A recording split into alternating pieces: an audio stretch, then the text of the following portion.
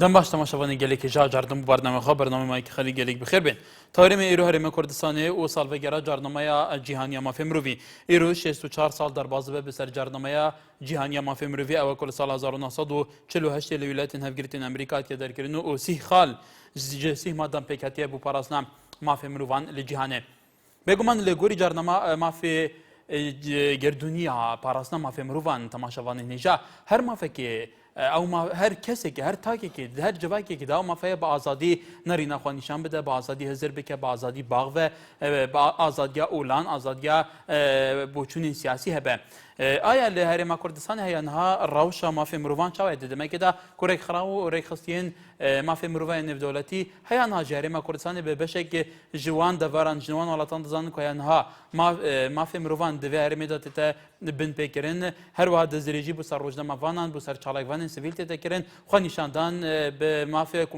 دسپیکی هر تکی که خو نشاندان به مولات تکرین گلی جاران خو نشاندان جیت نکرین به گمان دنوا خو نشاندان جیدا خو نشاندان راستی هریشن پلیسان او هند آلین دند بن گلک جاران تولیهوی دروز به حتی قربانی جی لپید به دنهاج تا به گمان کو این زان گلک چالاکوان سیویل مینا سایت کرم مینا گلک دند نوا زندانان جبرند که آوان نرینا خو آزادی نشان ده به کو گروه بن هات نگرتن و دنها دا لزیندان حتی مافنایت دان و کو پیویس که سوکارنوان و حوالنوان جی سردانوان بکه بله بارزان هریمی کردستان و ساروشی جارنامه گردونی مافکانی مروف امرو 64 سال و گری جارنامه مافکانی گردونی مافکانی مروفه که لسال 1948 لویلت گرتکان امریکا درکراو لسی ماده پیک حتی بو پاراستی مافکانی مروف لجهان دا آیا لهریمی کردستان روشی مافی مروف چونه لکاتی که وکو ریخراوکانی هیومان رایس وجه ریخراوکانی تری مافکانی مروف باس دواکن کریمی کردستانیش بشه که لولاتانی که زورترین بن پیکاری مافکانی مروف انکو پیشرکاری مافکانی مروف تیا روادا باس دواشه که تایساج دزریجی که نصر روزنامه‌نویسان بردام هیا تایستا خلیق به به هز زندانی سیاسی هیا است خلیق به به لزندان کنده باس دواکن که خو نشاندان که مافی کی سرتای همو کسی که خو نشاندان ده به پیمولات به زور جارو کو بینی ما خو نشاندان اساس کراوا و کو حفظ شباد گلک خو نشانداری تر ام خو نشاندانه راستی رشکانی پلیس و هزکانی آسایش بو الانجام قربانی شیله کېوتو توا لساده چندین چالاکوان چندین روزنامه‌نویس سیاستمدار لزندانکان دان لسر اساسی نارینو بیرو بوچونکانی که به آزادی در بری و بند کران وکو سید اکرم وکو گلک روزنامه‌نویسی دیکش بگومان لساده بوراوشی موافقانی مروف لهرمی کردستان لو استاده لکاتک کلم هرمشا وکو آلین سیستمی که دموکراسی کراویه باست وکن که زورترین ری خلاوکانی کومالگای مدنی احزاب هيا اپوزیسیون هيا د صلات هيا بوت هستا ری خلاوکانی چاودێری مافەکانی مرۆڤ لەسەر راستی گیان باسی ڕەوشی مافی مرۆڤ لە هەرێمی کوردستان بەو ئاراستەیەکەن ئێستا من لە خزمەتی وەرگرتنی ڕاوبوچوونی ئێوەی بەڕێزدام ماجد لە کەلەکچیەکەی پەیوەندی فەرموو کاک ماجد فەرموو کاک ماجد بەڵێ فەرموو فەرموو گوێم لێتە عوسمان لە حاجیاوە فەرموو کاک عوسمان چۆنی سەیدە باشی سەرچاوم وەڵا سەبارەت بەو تەوەرە دەست خۆزێتەوەرێکی زۆر جوانە باز لە هەرێمی کوردستانە حەتەن هەرێمی کوردستان ئێستا زۆری ماوە بگاتە ئەوەی کە مافی مرۆڤیدا بەرقەرار بێ ئێمە تەماشا دەکەی هەتا ئێستاش لە هەولێر و لە سلێمانی دووشتی جیاواز هەیە لەمێ ئافرەتان هەیە لە سلێمانی ژنان هەیە لە هەولێر قوتابیان هەیە لە سلێمانی خوێندکاران هەیە دامە تەماشاکەی ینی ئەمە مۆزوعێکە بەڕاستی حەقا هەڵبەستێ ئێستا بگرە حەقا یاسایەک تایبەت بۆ هەبێ ینی پەرلەمان ینی لەسەرەوە ینی پێداگیری بکە ئەگەر هەر هیچیان پێ ناکرێ با بستنەوە ماڵە باشترە بۆی ئەو میلەتەش ناومێد نەبێ دەست خۆش بێ وەڵێ شاسوار لە کفریەوە فەرموو ئەم کاتر باش بەڕێزم هەموو کاتێکت بەڕاستی دەستخۆشی تەوەرەگەر لێگەم تۆ ئەگەر بتوێت باسی مافەکانی مرۆڤ جارڕێمە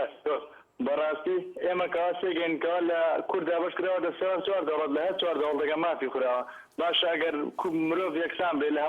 لە هەموو دنیا مرۆڤ بە یەکسانی لەدایکە بێت بە پای پەتی لەدایکە بە بێت هیچ دێتە قەورەوە کەواتە مرۆڤ بە یەکسانی لەدایکە بێت کاتە مرۆڤ یەکسانە باش هۆکاری چییە کەوا کورد لە چوار پارچەکە تا کوردستان هەدری لێکرێ بۆ نمونە کەوا هەست سێ پارچەکەتری کوردستان دڵیان بە کوردستانی باشوور خۆشە بۆ نمونە کوردستانی خۆمانە کەوا بینیت ئەو کوردستانی ئێمە هەموو تا ئەو گوجارێکی دە خەریکەتی چانە ئەمپالی کیمیابارانەکەینەوە بەڕاستی پێویستە کورد هەموو دەنگانی یەکدەنگ کاتەوە بۆ ڕای گەشی بڵێت هەموو کورد بە یەک دەنگەوە بڵێت بەڕاستی کورد هەمووی دەنگخوراوە مافراوە لەسەر دەها چوار پارچەی کوردستان کورد مافی خوراوە بەڕاستی پێویستە نێودەوڵەتی هەیە هەموو لایەنەکان هەیە ئەبێ بڵێن کاکە ئێمە نەتەوەیەکین کەوا خاوەنی 5 ملیۆن تا ئێستا مافەکانمان نەخورێت بەڕاستی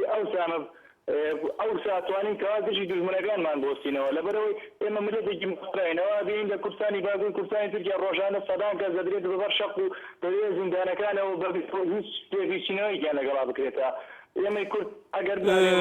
خۆمان بەدەستێنین پێویستە پێشەکی مافەکانمان مافی تاکەسیمان بەدەستبێنین کەوات مافی تاکەسی خۆمان بەدەستێنە ئەو کاتە فەسکەوە مافەنە دۆڵەکانمان بەدەستبێنین. بەڵێ سپاس بەڵێ بەرزان وەکو کاشە سەر گوتی دنەهادا لە هەر چار پارچەی کوردستانی بێگومان بەری 500 ساڵایانە ئەف خاکە ئەف هەرێمە ئەف کوردستانە تێتە دابەشکردن کۆ دابەش بوویە بەسەر چار وڵاتاندا لەوان وڵاتان مافێن کوردان بە تەمامی هاتکە بن پێکردن مافێنەتەوەی ناسنامە کوردان زمانی دایکە ناهێلن باغ نالن بە حەزەخۆ هزر بکە ئیرادەخۆ نیشان بدە بە ئازادی ژیانە خۆ هەلبژێرە نونەرێ خۆ لە پارلەمانی هەلبژێرە بە ئازادی باغە ئازادیە چاپەمەنی هەبە لە باکوورێ کوردستانی دبینی هەیە ناژی نێزی 10,000 کەسان چاڵێکوانی کوردان ڕۆژنامەوانی کوردان پارلەمانتەر سیاسەتمەدارین کوردان ji ber min hindê bi Kurdî axiftin bi Kurdî narînên xwe nîşandine li ser pirsa xwe ya nîştîmanî û netewî di zindanan dane li Rojhilatê Kurdistanê gelek caran bê dihan zî çalekvanên Kurdan li wir çalekvanên mafê mirovan Kurdan ku Kurdin basê Kurd bûna xwe mafên xwe dikin dihêne bi darvekirin û sizaya bi darvekirinê li ser heye bi salan dihêne zindanî kirin bêguman li Sûriya bez bû ew ê ku Kurdin ji sayê de salata rejima Beşar el-Esed mafê nedana nasnameyê bi 100,000 Kurdan hatke qedexekirin li başorê Kurdistanê jî wek wedîtî li ser Kurdbûnê Kurd hane qetilkirin hatine cînûsayedkirin enfalkirin heta dawiyê di niha jî da rewş gel û çawaye belê Samî li ber deraşew fermû بله السلام علیکم. علیکم السلام. باش کاکی کارجان احوالت؟ زۆر سپاس کاکە سامی فەرموو. عزیز چاود مازن. کاکارجان ئێستا وەکو مافی مرۆڤ یعنی تصور بکە ئەمە ئەو وەختە لە ژیانیشی زۆر خۆش داینا لە وەختی سەدام حوسێن خدا لعنەت لێ بکە ئینشاءالله هەر تاچێکی ئەو کوردستانە دەوێرست لە کنجنی خۆشی باسی سەدام حوسێن بکە یعنی لەو زولمێ لە کوردە کرد لە هەموو هاوڵاتیان ئێستا بە سایه خدای گەورە بە سایه کاک مەسعود بارزانی خدا ئازادیەکی دایکەمە خۆشیەکی دایکەمە هەر مالێکە احتیمالە لەوانەیە 6-7 نەفەر 5 نەفەر 4 نەفەری موچەخۆر بن ئەرێ کاکە لەو ئازادیە خۆشتر. بەڵام کاک سامی باس دەوەشێکێن کە لەسەر دەمی دەسەڵاتی کوردیشە لە باشووری کوردستان لە ئێستا یاریمی کوردستانە مافی مرۆڤ پێشێت دەکرێت ڕۆژنامە نووسەکان هێرشەکرێتە سەر ڕۆژنامە نووسەکان خەڵکی لەسەر بۆچوونی سیاسیام خەڵکە دەستگیرێک لە زیندانەکاندا تو بۆ مە چاڵێ بڵێ کاکە ئەوە خدای سەرکردەکەیە تەماشای کاک مەسعود بارزانی بکە خدا ئینشاءالله عەمری هەر درێژکە 22 ساڵە سەرۆک بارزانی حکم دەکا هەتا ئێستاکە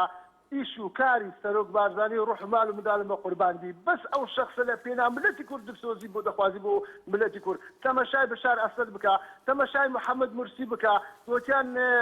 ڕئیسی مصر ئەوەی دیناوی چ بوو کە ئەوەی کە ڕۆیشت بەڵێ کاکی سەمی بەڵێ وەکیان ئەوە چوو محەممەد مرسی هات محەممەد مرسی یعنی بە فترەیەکی کەم شعب هەموو لێ هەستانەوە ئەمە هەتا مردن دەبی سوپاسی خدا و کاک مەسعود بارزانی بکەیت بەڵام خەڵکێک ڕاوناسین کاکە خەڵک بەڵێ کاک سامی بێگومان سپاس بۆ سەرنجی توش هەر کەسێکیش ئازادە چون سەرنجی خۆ نیشان بدێ بەڵێ بەرەزان لە ئێستادا پرسی مافی مرۆڤ لە هەرێمی کوردستان لە ژێر پرسیاردارەوە وەکو چاودێرەکان ئەڵێن هەروەها بێگومان لەوانەش دووسێ بێسەرۆشین کەرەوەکانی شەڕی ناوخۆ تا ئێستا یەکلای نەبووتەوە کەس نازانێ ئەمە مردون ماوەنگ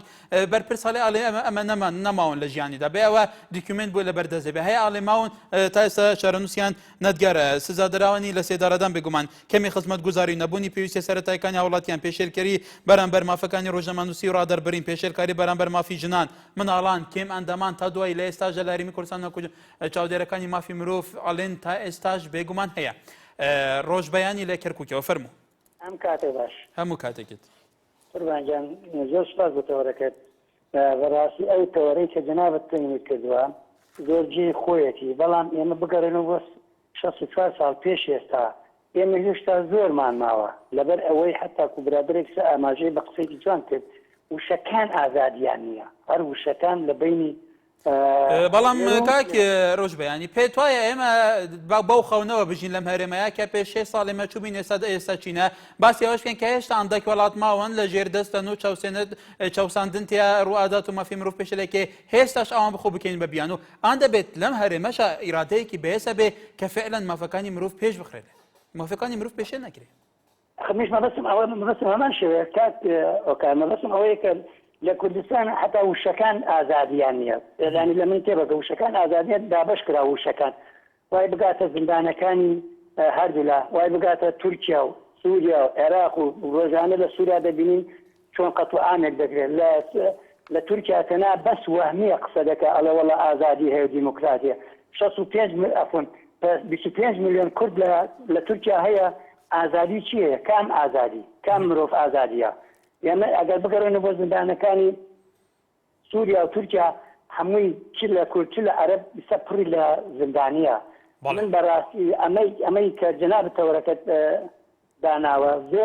زۆر شتی دەیە لەسەر قسە بکرێ بەڵام بە یەک دقە و دوو دقە ناتوانانی ئێمە هەموو قسەکانمان بکەین بەڵام من ئەگەر بگەڕێنەوە بۆ عێراقیش بەڕاستی کوردستان عێراق تایبەتی کوردستان تەوەرەکە لەسەر عامی عێراق بڕۆ مەسەلە دوێنێ پێرە تعدا لە ئافرەت کراوە لە زندانەکانی عێراق لە بەغا ئەمانە کەی مافی مرۆڤن ئەمانە کەی وجدانن ئەمانە کەی بەڵێ کاک ڕۆژبەیانی مافی مرۆڤ بەڵێ ژان ئێستا لە سەر ئاسیار چار پارچەی کوردستان بێگومان لە هەموو پارچەکانی کوردستان پێشێلکاری بەرامبەر مافەکانی کورد دەگرێت لە کوردستانی تورکیا کە 25 میلیۆن تا 30 میلیۆن کورد لەوێ هەیە تا ئێستا ئەوانە بویانیە بە زمانی خۆی قسە بکەن بە زمانی خۆتانە لە دادگاکانی شەبەرگیری لە خۆیان بکەن بە زمانی خۆی بنووسێن بە زمانی خۆی تعبیر لە ئیرادی سیاسی خۆیان بکەن تا ئێستا نزیکی 10,000 زیندانی لە زیندانەکانی تورکیادان کە بێگومان زۆر بە سەدان مناڵ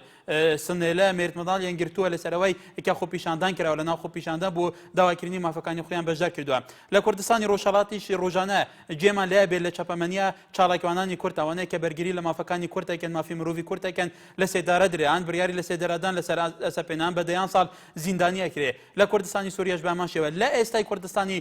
باشووریش کوردستانی عێراقیش بێگومان تا ئێستاش وەکو چاودێرەکان ئاڵین مافەکانی مرۆڤی کورد تا ئێستاش دەستەبەر نەکراوە ئامادەنین ئێعتراف بە مافەکانی کوردتانات ئەو مافە دەستوریانەی کە لە ناو دەستوری ئێستا عێراقیش چەسپیە بە کورد بدرێت چاوشین لە شاری سلێمانی فەرموو کاک چاوشین فەرموو ئێوارە باش سەر چاوم بەدڵنیاییەوە مافی مرۆڤ لە وڵاتانی دراوسی ئێمە پێشێل کراوە زۆر پێشێل کراوە لەبەرەی کوردانمان لە چواردە ورمانە لەژێر نەهامەتی و لەژێر ئەشکەنجان چێ مافی مرۆڤ بوونی نییە لەو شوێنانە ئەگەر بوونی هەبێ ئەوانە ئەشکەنجاکێشن و ئەو ڕۆژنامە نووسانە لەوێ ناکەونە زیندانەوانەیە بەڵام لە وڵاتی خۆمانە شکر بۆ زۆر باشە و هیوادارم حکومەتی هەرێم زیاتر مافی مرۆڤ دەستەبەر بک بۆ ئەم گەلە فەقیرەی کە ئێستا هەیە لەژێر دەستیە ئێوارە باش بەڵێ باشترە لیزا لە شاری سلێمانی فەرموو ئیسلام کاتۆ باش هەموو کاتێکت بەڵێ کاگەکە دەست خۆش بە تەوەرەکەتان بەڕای من لە کوردستانە تاکە کەس نا بەڵکو کەسایەتی سەرەکی کە مافی مرۆڤەکان پێشێلەکە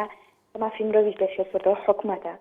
بۆی کەڕەکەنایە کەس بە ئازادی دەرخوێنەکانی خۆی ئازادی دەربڕین ئازادی تاکەکەس تەنانەت ئازادی کۆمەڵگەشیان زەوت کردووە بەناوی کۆمەڵگەوە چەندە حاشت ئەکرێ بەناوی تاکی کوردەوە 1000 حاشت ئەکرێ کە ئێمە ئاگادار نین بەداخەوەکە ئەمانەڵم لەم کۆمەلگەیە لەناو حکومڕانی کوردیە کاتێکە سەرۆکەکانمان بەحساب کوردن هیچ ڕێزێک بۆ تاکەسەکان دانانێن بەداخەوە ئەمڕۆ لە راپۆرتێکا بینیم کە کەسێکی سیاسیە گەرناشی بێنم ڕەنگە ئاسایی بێ لەبەرەوەی هەموو خەڵک بینی یان ئەم راپۆرتە لەبەر ئەوەی ماکی کێنینی لەبەر دەمایەوە قسە ئەکا کەسێک قسە ئەکات و داوای ئازادیەکانی خۆی ئەکات و داوای مافە سەرەتاییەکانی خۆیانەکە لە ناحیەی سیروان ئەو سەرۆکە ئیماد ئەحمەدە بە کوردی پێی ئەڵێ لەبەرەوەی ماکی کێنێنی بینیەوە ئەڵێ لەبەرەوەی ماکی ئۆپۆزیسیۆنە لەبەر دەمایە داوای ئەم شتانەکەی يعني بداخل ناتواني آزادي دربرين هبه بيتالن تو لانجلي اوبوزيسيوني بوي آخر كاكا اما ما في آزادي خوما ما في ذاك كسي خوما ياخذ روجنامه سنايا رشتي بنوسه یان ئەیکوژن یان سەرکوتیەکانیان بە پارە دەمیدا باڵێ لیزاخان سپاس بۆ تۆش شۆڕاش لە دووەگەکەرم کە ئەلۆدەم بۆش باشتر دەستخۆشیل دەکەم ڕۆستی ڕێگیری گەلە ڕۆژنامەوەین دەگرتن شلۆی بە دەستگۆیت مەتەمنیدا ئەفخۆی ئەوێ نەگرێن ئۆرتی مەلدووکێ ئەنی دژمەتە چەندین جۆرە ئۆسۆی شۆکەم پۆدومی سڕێ کۆلمەگرتی حتا خۆ ڕژە دیژی هەمی چوین کۆدراکەم دەشیری دۆ تەوزیاکات ینی پرۆزەمەندەوی جۆبمای فڕێگیری وەرە دێ ئەم دەشیری تەوزیاکەم بۆ مەتەفیر بکە ئەچومەیرێ ینی مفۆزێ کەمپۆ دومیسی ئۆسۆیشێ ڕفتارە گۆسۆ کرێت گەلمەکێ ینی حتا دەست خۆ بلین کرد بوومە بێژن منێ ڕۆژنامەڤۆن بێت خاصت کەت و بەس دێت کە دەبەلبەلە و زەجە کای شۆڕەش ئایا ئەفرەگریە دەمو دەستگەین میری لە دهۆکێ ژە لای ئاسایشێ بە کوتت بێژی تنێ بهۆندە کەناڵەیە ئەم بۆ هەموو کەناڵەیە نه بەس بۆندە کەناڵە کیش کەناڵم ئەف کەناڵێت معارزێ ئەبخوان نە معارزەی نەژیە ئەم کەناڵێکی سەر بخۆینە بەس مەژی دۆنی کەناڵێکی معارزێ هەکە ئەوە دیگۆ کەناڵی دیێت سەردەسەڵات دەت ئازادن یعنی هەر جایگە بچنێت ئازادن بس وەکی ما ڕێگیری لە هەمی جۆر مەتە دەیگردن و خودێ ئەس بوارم گەلێ جارەتە کای شۆڕەشتە لێدانژی خاریە ئەس بێژم دەیجارە گەلە جۆرە یعنی لە دۆر مایان خۆری خودامێ ڕازیل کرین بەس ئەم هەر بێژم بلۆژیە بجام هیوی دۆرین بۆ دەستگۆی بێت ئەمنی هۆری کۆر بن گەلمە ئەوە قڕۆ سەرکێ پەرلەمۆنیە و ئیمزۆ سەرروکیە و کەس دەست خۆ نەدرێش کرد بۆ ڕۆژ نەمەبوونی بجای هاین داینۆ کە تاو پێل قڕۆ پەرلەمۆنی دۆنن و ئیمزۆ سەرروکی دۆنن و بیتشیت کرد بەڵێ کاک شۆڕەش وەکوی نەگیرەیەکیش ڕاگەاندنان لە دوێکە سوپاس بەڵێ بەرەژان بێگومان گەلێک جار جێمان لەبێ بە تایبەتی لە ناوچە جیاکانی هەرێمی کوردستان لە شارەکان کە گەلێک جار ڕۆژنامەنووس کامێرەمان ئەو تیمی ڕۆژنامەنووسیەی تەلەڤیزیۆنەکان کە ئەیانەوێ ڕۆمالی حەدەسێک بکەنە چەند ڕێگریان لە کرێتان جیاوازیە کرێت گەلێک جار هەندێک تەلەڤیزیۆن هەیە بە ئازادی خۆیانە چند لێ دوانادەن و لەگەل بەرپرسەکان سەرروکیەکان هاتوچۆیەکیان بەڵام کەناڵەکانی تر کوماڵی کەناڵ هەیە کەناڵی سەربەخۆ کەناڵیان ئۆپۆزیسیۆنە ناهێڵن بە هیچ شێوەیەک ڕۆمال بکە کە بێگومان ئەم حەدەسەش وەکو کاک شۆڕەش وتی کەم تا زۆر هەیە بە تایبەتی لە شاری دهۆی باوکی ئەحمەد لە کەرکووکەوە فەرموو ئەم کاتە باش هەموو کاتێکت دەستخۆشی بەرنامەکەی لەکەم سوپاس سەبارەت بە تەوەرەکەتان لە سوات باسی مافی مرۆڤ وان ناکرێ ما بەڕاستی من قەنەعەتم وایە ئێمە باسی مافی مرۆڤی دەور و پشت و یا دەوڵەتەکان نەکەن کە بڵێن حەقی کورد نەخۆن یا مافی مرۆڤ پێشێلەکەن ئێمەتان ناخۆمان وا سەد ساڵە کورد شۆڕشەکە خەڵکە کوژرێ مناڵی خەڵکی تیاچێوی بادابێ هەتا گەی لە ئەم ڕۆژە ئێستا ئەم ڕۆژەوەتانێ ڕۆژای خۆمانەوی لە وڵاتەکەی خۆمانە ڕۆژانە مافی خەڵکە خورێ بە تایبەتی برادرێ پێشی چە قسەی کرد پەیوەندی کردا لە سات باس مافی مرۆڤ بکات بە شانوباڵ کات مەسعودا و سەرۆکبارزانیە هەڵەدا ئەوە چی پەیوەندی بەوە هەیە ئەگەر تۆ باس مافی مرۆڤەکەی لە هەولێری وا بە شانوباڵ کەسێکە هەڵەدەی ئەی باشە سەیدەکرم و کارزانکەریم و ئەو کۆمەڵە خەڵکەی کە سلێمانە تاکوونەکانی زیندانە و ڕۆژانە ئەزیەتە درێن ئەوانە مرۆڤ نین بەڵێ هەڵاکەم بەڵێ بەڵێ سوپاس بۆ تۆش بەڵێ بەرزان جارنامەی مافی مرۆڤ ئەمڕۆ ڕۆژی جیهانی جارنامەی مافی مرۆڤە بێگومان مافی مرۆڤ دەستنیشان کراوە کە زۆربەی وڵاتەکانیش تەئیدی ئەم جارنامەیان کردووە کە دەبێت جێبەجێکاری ئەو هەموو بنەمایە بن کە لە چارچۆی جارنامەیە کەسی بندن کە پێویستە پراکتیزە بکرێت بۆ دەستەبەرکردنی مافەکانی مرۆڤ لە وڵاتەکاندا ئایا لە وڵاتی ئێمەیە تا چەند مافی مرۆڤ فعلەن دەستەبەرکراوە تا چەند بنەمەکانی مافی مرۆڤ لە ناو کۆمەلگای ئێمەیە چەسپیوە مافی یەکسانی لە تەعاملکردن لەگەل مرۆڤەکان لەم هێرەمەیە بەرجەستە کراوە بەڵێ سەردار لە شاری سلێمانی کای سەردار فەرموو بەڵێ دەستخۆشی بەرنامەکە لێ یەکەم زۆر سوپاس کاکە گیان بەنسبەت کوردستانەوە بەڕێی من لەوازانم لە هەموو وڵاتی زیاتر مافی مرۆڤی تیا پارێزراوە لەبەر ئەوەی ئێستاکان ئێمە دراوسەی ئێرانین دراوسەی عێراقین دراوسەی تورکیان بە هیچ شێوەیە ناتوانن بە ئازادی قسەکەن هەر بۆ نمونە لە تەلەڤیزیۆنەکە ئێواران هەموو کاتێ بە گەورەترین هێرش دەکرێتە سەر دەسەڵات ڕۆژە لە ڕۆژان بەڵام کاک سەردار ئێمە باسیەوەکەن ئێمەش باسیەوەمان کە تا وڵاتانە لە ژێردەستی داگیرکەرانن لە ژێردەستی تورکن عەجەمن و عەرەبن و لە ژێردەستیان بەڵام لەم هەرێمەیە لە ژێردەستی ئەو دەسەڵاتەی کە شۆڕەشیان کردووە بۆ ئازادی ئەم گەلە ئێمە باسیەوەکەن جیاوازی لەوەیە ئاکازیان خۆ بۆ نمونە لە بەغایە ئێستاکانێت کوردی تیانە تەنانەت ئەندام پەرلەمانە ئەتوانە بە ئازادی قسە بکە ئەوەتە نوری مالیکی ئەڵێ ئەگەر بێت و ڕایەکی کە بە شێوەیە قسە بکەن گەورەترین سزاتانەیە ئێستاکانە لە هەرێمی کوردستانی ئێمە بۆ نمونە لە حەڤە شوبات تا 2 دانە مانگ لەو هێنایە 1 دانە ڕۆژنامەنووسی دەسەڵات بە هیچ شوێنەیە ئەتوانێت بەر دەرچی سەرا ئەوە داوای مافی مرۆڤیانەکە ئەوە مافی مرۆڤ نەبوو ئەوە ئازادی نەبوو ئەی بۆ تەلەڤیزیۆنی ئازادی 1 ڕۆژنامەنووس نەیەتوانێتە بەر دەرچی سەرا دەستخۆشی بەرنامەکە یەکەم سەرکەوتووی بەڵێ سپاس بابێک گەشببینە لە ئامێدیە کەرمکە ئێوارەوە باش باشتر بووتە سەبارەت مافی مرۆڤێ جێهێما کوردستانی بەڵێ ئەوە سە هەندێمون بەڵێ هەکە بەراوردکەن لەگەڵ دەوڵەتی دەوروبەرێت خۆ جێهێما کوردستانی ئاستەکێ باشدایە ڕێزگرتنا مافی مرۆڤێ پاراستنا مافی مرۆڤێ بەس پێتوی هەندێ ناکات ئەم vê بەراوردکەن لەگەڵ دەوڵەتی دەوروبەرێت خۆ چونکە gelê Kurd şûreşek kiriye xebatek kiriye ev destkeftê vê gavê ji herêma Kurdistanê ev herêma azad pêtiviya desthelata me gelek û gelek baştir rêz ji mafê mirov bigirîtin ji herêma me ji taybet mafê azadiya derbirînê yan jî rojnamewaniyê wekî bêjin dilê me têşîtin wextê em bînîn cawazî heye di navbeyna wekî bêjin wekî beranûke mirasilê wekî bêjin êkîş televizyona dihûkê beşdarî kire kak şûreşê bû me gelek nexweş e pêtiviya çawa bû televizyon wekî bêjin rojnamenûsê wekî bêjin sihûfiyê desthelatê çawa hemî cihekê bû wan maf heye û rêk heye û rêk tête xweş kirin deng û basa bigihînin û wênê rast bigihîne wekî bêjin ragihanê pêtiviya wasa opozisyon jî yani rêk bû bête xweşkirin û başkirin da ku mirov hestib wekî bêjin azadiya derbirînê biket û da hestib hindê biketin rêzil mafê mirov tête girtin ji vê herêma me herêma Kurdistanê بەڵێ سپاس بێکەس لە هەولێر فەرموگایك بکەس ئەو کاتە باش سەرچاوم دەخۆش بەرنامەکە لێ دەکەم سپاس فەرموو بەڕاستی ناکە لە کوردستان باسی بەرنامەی مافی مرۆڤ کرێ چکە لە هیچ ڕۆژی نازانم نەچ لە ڕووی ڕۆژنامەنووسی لێرێ لە ڕووی مافی قوتابی لێرێ لە ڕووی مافی مامۆستا لێرێ لە هەموو لێکۆ پێشەر کرا بەس زانانی مافی لە کوردستانی خۆمان کوردستانی باکو وەکو کوردستانی باکو لێرێ وەکو کوردستانی باشوور لە هەموو لێک پێشەر کرا بە تایبەتی بۆ کوردی لە هەر بۆلایەنێک لێرێ زۆر سپاس و دەخۆش بەرنامەکەش لێ دەکەم بەڵێ سپاس فایق لە شاری سلێمانی فەرموو کاک فایق بەڵێ هەلو بەڵێ فەرموو کاک فایق فەرموو هەلو بەڵێ بەڵێ فەرموو جێم لێتە بەداخەوە بەڵێ بەرەزان لە ئێستاشدا لە هەرێمی کوردستان وەکو وترێت تا ئێستاش خەڵکێک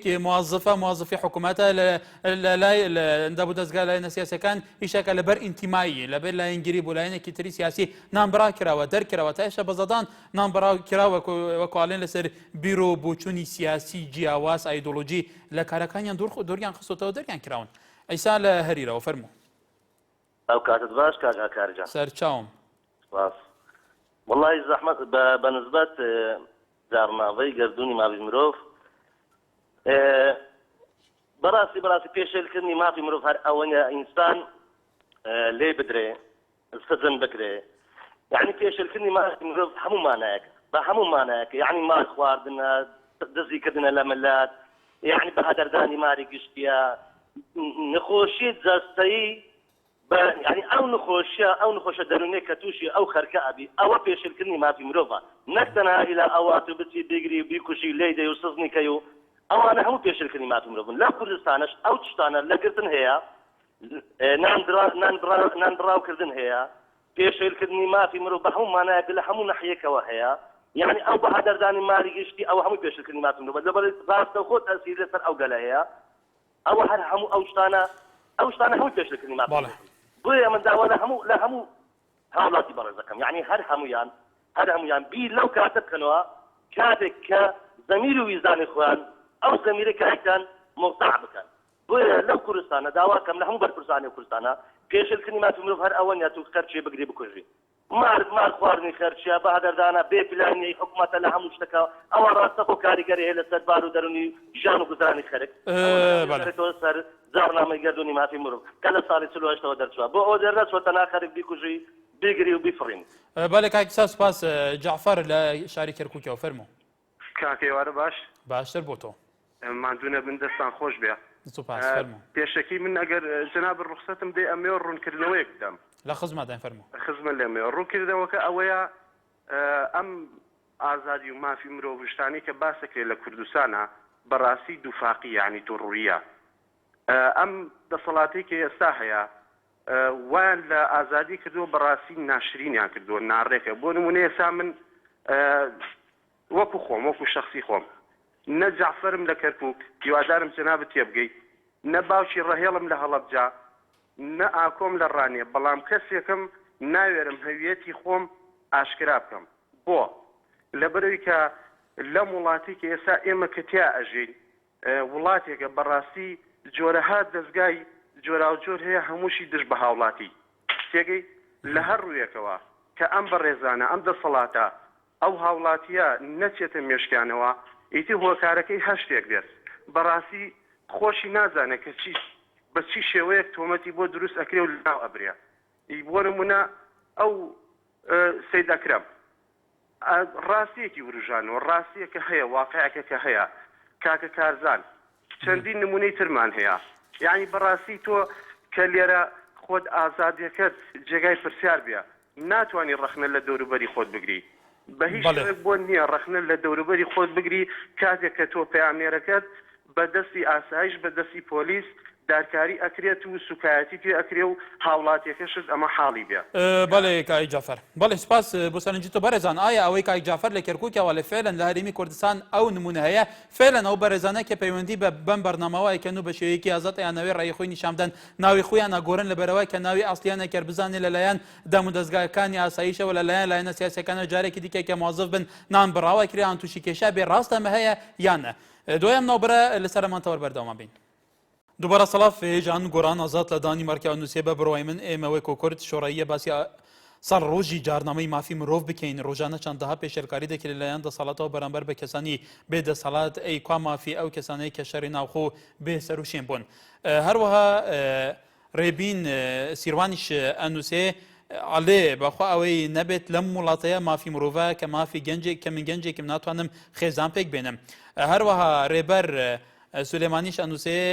مافی مرۆڤ یعنی چی؟ من نازانم ماف کا لە کوردستان لە سایە دەسەڵاتی خۆمالی کوردی هەیە. هەروەها سربەست عەبدوڵاش ئەنووسێ لە هیچ شوێنێک مافی مرۆڤەک و کوردستان باش نییە ئازادی تەواو هەیە لە کوردستان لە سایەی بەڕێز مەسعود بارزانیوەکو خۆی لە بێگومان ئەمەش سەرنجی خۆیەتی. هەروەها بەڕێزان ڕێبەر هەروە پشتیوان شوانیش ئەنووسێ بە بڕوای ئێستا مافی مرۆڤ لە هەرێمی کوردستان لە ئاستێکی مام ناوەندیدایە لە زۆربەی ئەو وڵاتانە دەبۆ بەرمان پێش باشترە لە هەموو بارێکەوە. بەڵێ هێژان ئێستاش لە خزمەتی وەرگرتنی سەرنجیەوەدام سیروان لە سەی سایق. باشی کاکە کارجان سەرچاوم کاک سیروان دەستخۆش بۆ بەرنامەکەت. سپاس بۆ تۆ. وەڵام من حەزەکەم ڕوونکردنەوەی بۆ یەکەم پەیوەندی لە کەرکووکەوە کاکسەرداریش لە سلێمانیەوە بەم کاکسەردار زۆر ئێوارە ئاگادارم بەشدارە بێت. بەڵێ زۆر پێکەوانە قساکە. من ئەڵێم ئەبێ مافی مرۆڤ کە گەشتێ بە هەرێمی کوردستان ئەم سێ محافەزەیە ئەوەی تیابێ کەناڵی نالیا بسووتێ ئەوەی تیابێ بە بیکەسی تەقە لە هاوڵاتیان و لە تەلەبەی 16 ساڵ و 13 ساڵ بکرێ ئەوەی تیابێ ڕۆژنامە نووسی ئازاد قەدەغە بکرێ و بگیرێ و بکوژێ و غرامە بکرێ و ئەنواع تەهدیدی پێ بکرێ ئەوەی تیابێ ئاسۆسەردی گەورەترین ڕۆشنبیری کورد تیا فەلاقە بکرێ ئەوەی تیابێ کە مافی بەسیترین مافی هاوڵاتی هەڵبژاردنە بە بیکەسی لەسەر مەکتەبەکانی هەولێر و دهۆک بۆستیت چاوزەقکردنەوە یعنی نان بڕین ئەو پەڕی تەهدیداتکردنی تیا بێ بێ واگەشتێ بەم هەرێمەی ئێمە ئایا ئەو کاکسەردارێکەوە ئەڵێ بە بیکەسی نەیبینی باشە هەکار کاکسەردار لەکوێ بوو کە تێندی بۆ هاوڵاتی خۆت لە هینادا بنرێ لە بەردەرکی سەرا هاوڵاتیەکی مەدەنی سادە ئایا ئەمە مافی مرۆڤ هەبێت لەکوێ بێت بەس ڕۆتینە و هیچ شتێکی تر نییە ئەو مافی مرۆڤی لەکوێ ئەجندا و مەسلحەتی خۆیانی تیابێ ئەم دوو حیزبەی ئێمە تیایدا ئەیبیننەوە منیش حەزەکەم یەک هین بەم بە شتێک لەم هەرێمەی ئێمە بەڵێ لە سنووری سلێمانیە ئازادێکی بەرفراوانی لە چاو هەولێر و دووەکایە ئەمە حاشا هەڵنەگرە و هیچ کەسێک ناتوانێت کۆڵی لەوە بکات. بەڵێ سپاس خەلیل خانەقین فەرموو. هەموو کاتێکت کاکە سەرەتا دەستخۆشی ئەم کەوەرە جوانتان لێ سپاس بۆ تۆ فەرموو. دەبارەت بە مافی مرۆڤ بابینە سەر ئەو دەوڵەتانەی دەوروبەری خۆمان بە لە عێراق بەڵێ لە ئێران ڕۆژانە لە مەکتەبەکان بەسەر ئەو منداڵانەیە ئاڕوخێت مافی مرۆڤ لەکوێ لە تورکیا کە باسی ئاشتی و ئەم شتانە ئەکەن مافی مرۆڤ لەوێ هالەکوێ کە ڕۆژانە بە سەدان کورد بەڵام کاک خەلیل ئەکرێ ئەوانە بەراورد بکرێ کە ئەوان کوردیان لە ژێردەستی ئەو وڵاتەدانە کوردخەوان هیچ ستات و هیچ کیانێک نینە لە باشووری کوردستان کوردخەوان حکوومەت و پەرلەمانی خوێتی ئەوانەی کە پێشڕەوی شۆڕەشە ئازادی خوازەکانی گەلی کورد بوون لە ساڵەکانی پێش و ئێستا سەرۆکی حکوومەت و سەرۆکی هەرێم و سەرۆکی پەرلەمان و سەرۆکی حەزەبەکانن هەن یا جیاوازیە ئەکرێ پێکەوە بەراورد بکرێ بەڕای تۆ. بەڵێ تێمە سەر کەوەرەوەی جەنابیش من باس لەسەر ئەو دەوڵەتانە کەم دەوڵەتە ئەوروپیەکان ڕاستی مافی مرۆڤ ئەکەن و ئەوانە خۆیان تەمامی ئەمامن کە بۆ مافی مرۆڤ باسی ئەو کوردە مەزلومانە ئەەکەم کە لەو دەوڵەتانە مافیان پێشێ لەکرێ دێمە سەر خۆمانیش لە عێراقدا باسی مافی مرۆڤ ئەدرێ ئەو گەنجەکچانەی کە لە زیندانەکان ڕۆژانە تعذیب ئەدرێن لە کارەبا ئەدرێن ئەو مافی مرۆڤ لە عێراق ئمڕۆکە باس کرا کۆنگرەیەکیاندا نابوو نازانم ناوی بنێم چی بەڵێ کاک خەلیل بەڵێ سپاس بۆ ئەگەر ڕخسەتم بدەی بەڕێزم بەڵێ ئەمڕۆژ یەکێ لە کەناڵەکانەوە باسییان کرد کە سەرۆکوەزیرانی عێراق لازم لە هەولێر پارتەیەکی عەرزی فرۆشتووە نازان بە 900,000 دلار نازان باسێکی وهەیە لە چەپەمەنیە بەڵێ تخوا ئەگەر ئەوانەدا ئەو عرضدان بە سەرۆکوەزیرانی عێراقدا تخوا ئەگەر بتان فرۆشتایە و بتاندایە بەو خێزانە فەقیرانە کێشەی فەقیری ئەمەش بەڕای تۆ یەکێک نییە لە خاڵانەی پێشێلکردنی مافی مرۆڤ لە هەرێمی کوردستان کە زۆربەی خەڵکی کوردستان کرێنشینن زیاتر لە 50,000 کرێنشین هەیە و ڕەوشیان باش نییە ئارزی کە کوچەپەمەنیان لە کۆتواڵی بە 900,000 دلار نوری مالێکی بفرۆشێ کە پێش ڕازی نەبێت تخوا ئەو پارە دابەشی بکە بەسەر ئەو خێزانان کە ڕۆژانە لە کەناڵەکانی کوردیەوە دەرەچن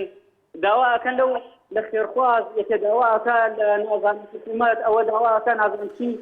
بەشک و بگاتە هانامانەوە نەخۆشیان هەیە نازانم چیان هەیە. بەڵێ کاک خەلیل زۆر سپاس پێوەکە دای لە بورینێکیان خەڵک زۆر لەسەرەی لە پەیوەندێکی یارمەتیمان بدەی محمود لە باتاسەوە فەرموو.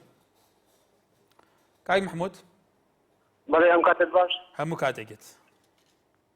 بەڕاستی منەوە لە سەرم تەوەرەی ئێوە خسی تا دەبەر دەمی بینەران هەندێک بەحث بکەم. بەڵێ من پێم لە کوردستان خەڵک چۆن باسی مافی مرۆڤەکە چۆن خەڵک باسی مافی مسلمەکە چۆن خەڵک باسی مافی ڕۆژنامەنووسەکە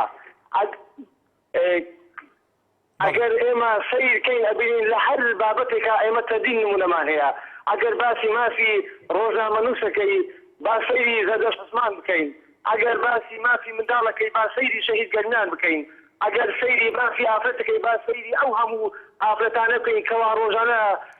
دووچاری تند و تیژی ئەبنەوە نازانم خەڵکی ئێمە تاکەی ڕاستەکە نابیسێ کاکە خواردنی ئەو هەموو ملک و ماڵی هاوڕاکان خۆی لە خۆیدا پێشەرکردنی مافی مرۆڤە لە کوردستاندا. بەڵێ سپاس بۆ سەرنجی تۆش کۆڤان لە دهۆکێ کەرەمکە. ئەلو چاوانی باشین. زۆر سپاس کای کۆڤان. برا دەربارەی بابەتی هەوە بەڵێ ئەقۆی خەڵەتێکە گەلەکەم مەزرعین جیاوازیت ناوبەرە هەرێما کوردستانی پارچێندیت کەن ji ber ku li vêrê nûkê haliya neşin bijme te em rizgar bûne em azad nebûne. ئەمە ئەف جیاوازیە بێگومان سەرنجە بینەران بۆ هەمشی دبێژین ئەژین نوکەوێ پرسێتت کە مایە جیاوازی بێدەکردن ئەنە نوکە li vêrê nabît û cawaziyê bike zivan ber çinike ev em hukmê xwedkirî nabît em azadiyayî te bidayîn. کەواتە مادەمە کۆ تت بێژە ئەم حەکیم خۆتکەن پێویستە نەفسی لێرێ هەولێرە دیاربەکر چی بێتەکردن هەولێری جیواسە بێتەکردن نابît nike vegavê ez naçî bît ez birayê xwe eşkence bidem ew Tirkiye Araba Farisa ew بلکه احتمال من نوید که بس من ورا قربانی دای من شهید دای بو امریکا آزادی و شنیکا اوه کابره خبات و شورش کرد با آزادی امریکا آزادی هم تک بدد اوه خلطی که گلک مزنا ویک یا دویجی کابره کرد بدرش گودی که مسعود اگر وی گوه هم بیشین ارحل یا مسعود بارزانی دش صدام يخرب تجي المكان مشكلة أول فيرينينا يعني آزادي معنوي أولينا هكو هما شكابرا قرابو مستفيدة دي مثل سركب دايقاز دفيت أم سركب تخو فير بكين آزادي بدنا خلقما خلقما خدان شهيدة خلقما جباش داري شوراشا دا كده بمن يك مالا كردي بنا داره دو جلسة جا مالاوي دا صوردي آن در بدر ندوبي أول خلطي اقا گلق آمالدنا بله سپاس توانە لە شاری سلێمانیەوە بەڵێکای توانە کاتتان باشیانی من سەرچاوم باش دەستخۆشی بەرنامەکەتان لێگەم زۆر سپاس بۆ تو تەوەرەکەیەوە بەگشتی لەسەر مافی مرۆڤ لەسەر جارنامەی مافی مرۆڤ ئەمڕۆ جارنامەی مافی مرۆڤی جیهانیە ساڵوەگەری جارنامەی مافی مرۆڤ لە هەرێمی کوردستان ئاستی مافی مرۆڤ وەکو ڕێکخراوە نێودەوڵەتەکان هیومان ڕایتس وۆچ گەلێک ڕێکخراوەی ترەڵێن وەکو حتا لە ناو هەرێمی کوردستان چاودێرەکانی ئەو بارەشەڵێن لە ئێستاژە لە هەرێمی کوردستان پێشێرکاری مافەکانی مرۆڤ بەردەوامە بەڵێ دەستخۆشیتان لێکەم ڕاستە قسەکەیەوە لە جێ خۆیەتی بەڵێ بەڵام ئێمە وەکو کورد بەعام لە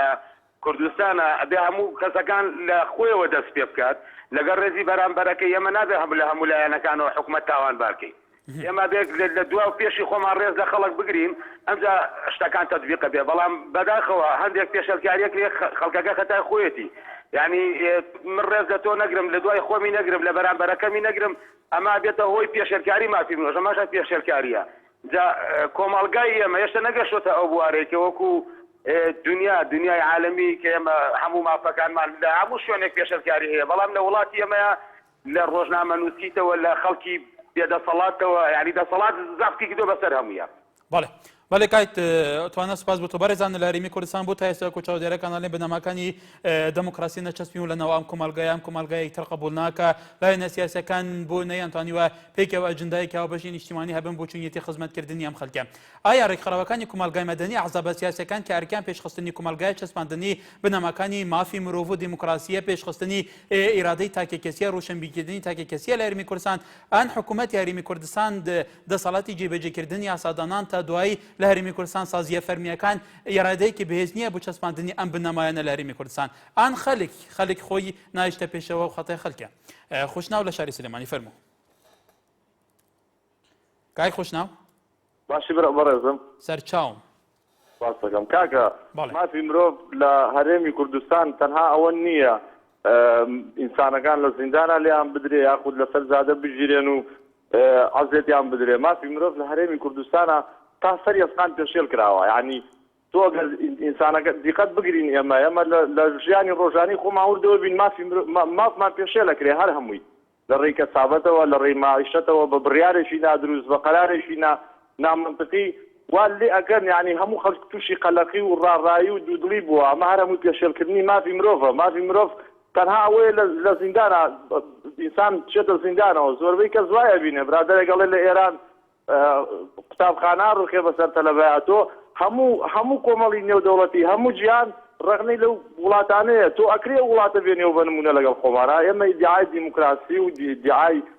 ئازادی و ڕادەربڕین و حکوومەتێکی دیموکرات و ئازادی خوازمانەوەیە کە چی بەعەکسەوەیە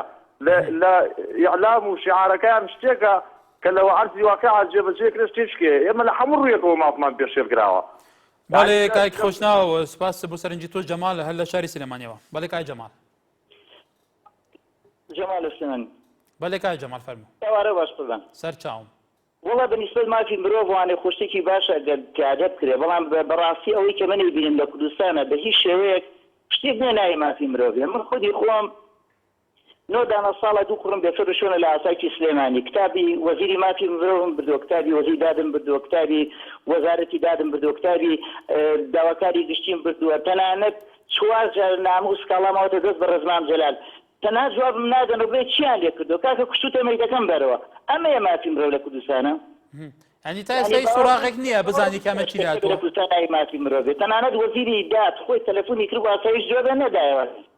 جوابیان نەدایەوە بڵێ کاکە من مەسیری ئەو ئیشەیە تاكو أمره كنودا مسألة من سكالا نصم وأشمل وزير تنانت لما يهشت شمال جيجري برلماني كردستان حسن محمد حسن سورش أي مش نيتواني يشتبه ملكا أما أو ما في مروفيك لكردستان باس كان بويا من بهيش بارن يشتكي لكردستان ما تنهات أو بناء كردستان كسبوك بله کایک جمال بله برزن کای جمال باسی خوی که بسروشین هی بود هستا و همو سردانه کردو همولاینا فرمیه کم بکسی جابیانه بوا بله بگم ال کابینه پنجم حکومت هرمی کردستان وزارتی مافی مروفی هرمی کردستان هبو وزارت که حال وشن رایوا گورا به دستی سر بخوی مافکانی مروف که تا استاش کارو چالکانه ام دسته بگمان حل پسید روا شیرزات لکلرا فرمو کاکسیلاتیونی سرچاوم ام کادت باش همو کاتگت خۆشی بەرنامەکە دیار دەکەم زۆر سپاس فەرموو وەڵی کاکە من سێگرەیمەیە بەڵێ ئەو برادەرانە کە تەلەفۆنەکەن هەرێکی ڕەخنە لە حکوومەت دەگراگەر حکوومەت چی بۆ خەڵک بکە حکوومەت منەوە 20 ساڵە لە کەلان تاکە حکوومەت ناتێقم بگێ لە ئێشە خوارڕایی بەڵێ حکوومەت هیچ ئەیبێکی نییە بە ڕووی خەڵک حکوومەت زۆر چاکە بە ڕووی خەڵک حکوومەت چی بۆ خەڵکی بکات چی بۆ هاوڵاتی بکە خەڵکی دەرەچێت گرێی لە حکوومەتەکە بۆ گرێیەکەن لە حکوومەت بەڵێ بەڵێ کاکی شێرزاد حکوومەت عیبی نییە حکوومەت چاکە خەڵک خۆی خراپە خەڵک لە خوا ناڕازیە کە نوێژ ناکەن بۆ خوا خەڵکی زۆر ناڕازین بەڵێ سپاس بۆ سەرنجی تۆش ئەحمەد لە کەرکووکەوە فەرموو مرحبا برای بەڕێزم سەرچاوم چاکی برای بەڕێزم زۆر سپاس فەرموو کاکە من لە کەرکووکەوە هەندیم لەگەڵ کردووە خۆشحاڵم باز لە مافی مرۆڤەکەی مافی مرۆڤ دوێنێ هەر لە منتیقەی شوان بووە حەسار لەسەر دەمەقاڕەیەک ئاسایشی کەرکووک 30 کەسیان بردۆتە سەر دوو کرێکار 30 نەفەر بە 30 نەفەر لەم کرێکارانەیاندا و بردویانە لە ئاسایشی کەرکووک ترۆگەیان کردوتە سەریان لەوێ ئیهانە و مەحاسەبە و شەوێک تابانی لەبەر سپلیدی سات بەستراونەتەوە ئەمە مافی مرۆڤە لە کوردستان بەپێی زانیاریەکانی تۆ چۆنی ئاسایش بوو سەرامی کرێکارە ئایا ئەوانە بڕیاری دادوەریان پێ بووە نەخێر بڕیاری دادوەریان پێ نەبووە هەر لەسەر دەمەقاڵەیەک لە مەفرەقیفان دەمەقاڵەیان بووە دوای لەسەر چی بووە دەمەقالەوە کۆ تۆ بزانیە لەسەر عەرز بووە لەسەر شتێک بووە وەڵڵی ئیتر سارە بووە ڕۆیشتون بە تەگێکە ڕەت بوونە ئیتر بووە بە دەمەقاڵەیان بەڵێ بەڵێ کاک ئەحمەد بەڵێ سپاس بۆ سەرنجی تۆش ناوزاتە لە چەمچەماڵەوە فەرموو کاتە باش هەموو کاتێکت باز مافی مرۆڤ بەکەن تەوەرەکەتان لەسەر مافی مرۆڤەوە ینی حکوومەت ئەوەیە منم ئێوارەیە گرتەیەکی ڤیدۆیم بینیوە بە کۆمەڵێک خەڵک یەکێ لەوانە کە زۆر بەتەمەنە تعدا لە گەنجێکەکەن ئەی مافی مرۆڤ چی یعنی ئەو خەڵکانە ناناسرێنەوە ینی وەڵی هەر کەسێ ببینێ بڕواسە بێ ئێوارە بینیمە لە شوێن خۆمە زرارەوە بوو ببوورێمە فەلم وای لەگەم بڕێداوە يعني اما ما في مرو بيشي ما في مرو حكمت يعني حكمنا تواني وانا بقري يعني وانا لا ناس لي انا دو شارع ديارو باشكلا تعداله گنجيگا كان كابراكي بتمن تعداله گنجيگا كان بله کاک نوزات بله سپاس بۆ سەرنجی تۆش بەڵێ بەڕێزان لەسەر تووڕی کۆمەڵاتی حەسەن عەزیز ئەنووسێ پێویستە ئێمەش ئەم لەم ڕۆژەدا وەکو هەموو وڵاتانی جیهان ڕێز بگرین لە مافی تاکی کورد و بین پێشەنگی وڵاتانی ناوچەکە هەروەها سەدیق بەڵێ بەڕێزان هەروەها سەدیق عەداش ئەنووسێ بە بڕوای من هەر بارحال گەرە کومێتێکی زۆر وازح نییە هەروەها ئەمانکە مامەت ئەنووسێ لە هەرێمی کوردستان مافی مرۆڤ پێشێ دەکرێت و دەسەڵاتیش بەرپرسە بەڕێزان لە هەرێما کوردستانی نەها دەبێژن gelek ev تۆمەتبار هەنە تایبەتی تۆمەتبارên پرۆسێسان فاڵن gelek مستەشار هەنە ئەو ناوێتان دەرچوونە لە دادگەیەک و ئەڤان دەست هەبووە القەتل و عامکردنا کوردان سوتنا گوندên کوردان تەصفیەکردنا مرۆڤێ کورد نەها ئەڤەل هەرێما کوردستانی ئەو پەر ئیمتیازە او پری قدر گرتن و دیواخانه توان پاره که خیال بو صرف کن کره حتی لدهو که لهمو باجارم بگم من کو انسان هنه چیناوی که کوه بین دادگاهی کردن کوه ملت کشتیه پیشمرگه کشتیه او نمونه سر هنه بلگه سر هنه اوه بگم من بشوی که آزاد گرم هر وقت بنجید نه هذا لدادگاه هرم کردستان گله کس دا خاص کرینه تقیقرن خو پیشاندارن و گله کندن جهان ها با آزادی لهرم کردستان دیگرن دبیجن دادگاه هرم کردستان رولوانی گله جاران هزین اولکاری بی بریار دادوری دچن خلکی دیگرن لسر بیرو بچون سیاسی نرین سیاسی آیا فمر روش لهرم کردستان هي یان بهر حال میویدارین سرنجین هولاتین هرم کردستان بگشتی جالی آلین پیوندیدار هات به گهداری کردن بارزه حتی صبحی ده توره که دیدات خدمت آدا بین هر شاد و بختوار بنوار باش